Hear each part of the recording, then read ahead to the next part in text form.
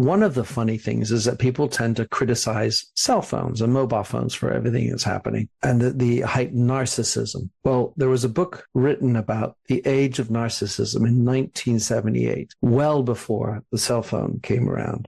And there are many trends that are systemic that have caused our society not to wish to have the time to listen to others. I mean, there's sort of a socio-demographic element to this. There's the fact that both mother and father now have to work because that's just the way it works. And so who's there to listen to the kids? And kids are deprived of attention. They focus on getting hits and likes through the Instagrams of the world because that's the only thing that's available to them. And nowadays, people don't like the messiness of life. It's got to be convenient, fast, efficient, productive, all these types of terms that come from work. And the fact is that so many people prefer to break up with a text message rather than feel the heat and deal with the real issues and talk it through and be much more humane about the way are there stats on that? You know, like the percentage of breakups that happen over text versus verbal. Yeah, but I can't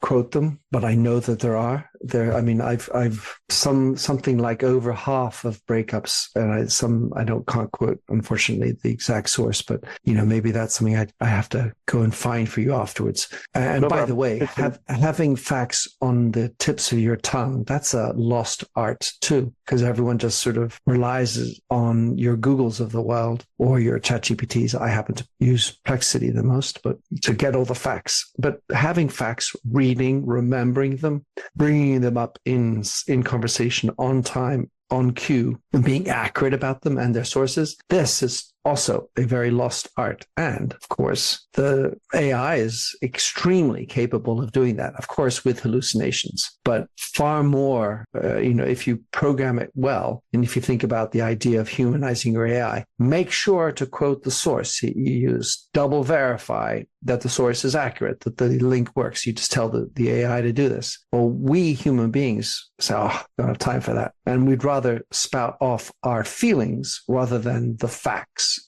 Well, I don't know. I can't help but feel that the news tells me what to do and what to think and what to feel. I thought that for decades. And I was thinking now as you were talking about, the news saying there's misinformation and disinformation and all this crap. And I never heard that until, I don't know, maybe 5 to 6 years ago, maybe 7 years ago. And I think that that's also gotten into people's heads. So there's a lack of trust in any data too. And at the same time, right, people are just putting forth, stuff that could be speculation, true, not true, who knows? I guess it's the paradox of information availability. There's so much available that there's good and bad available, and then it becomes a new job now to sort through it, see what's right and what's not. Indeed.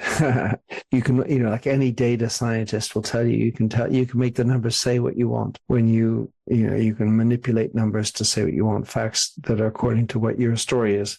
But I think the idea of discussion with elements of facts is a lost art, and in lieu of bringing facts, and I mean, basically this is my criticism of postmodernism, as I'm sure you're aware of, where we would rather undercut and deconstruct everything that's been told in the past, because that's just a facet of the power of knowledge, and that then therefore programs everything that follows. So it is a tricky topic, but I think anyway, my point is make sure to bring facts into your conversation as opposed to what I feel, because sure, your feelings are wonderful and useful, but we shouldn't forget hard facts. Yeah, I mean, another phenomenon, maybe I can contribute, maybe you've thought of this or not, but I don't use social media, but I'll go on YouTube and I'll, listen to videos. I don't watch them, I usually listen. But I guess my impatience causes me to listen to them at 1.25 or 1.5 speed. And I wondered in conversation if it's making me a lot more impatient listening to people, because I'm used to listening to stuff being sped up and they're not sped up. So I wonder if,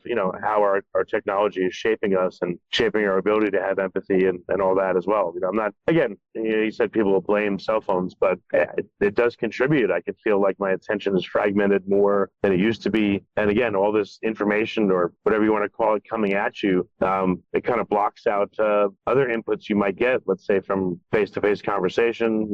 So I don't know. I think these things do contribute and they're shaping us big time. I don't disagree. My way I look at this is I'd rather not blame the technology because these are just tools. They're in our hands and we have the choice.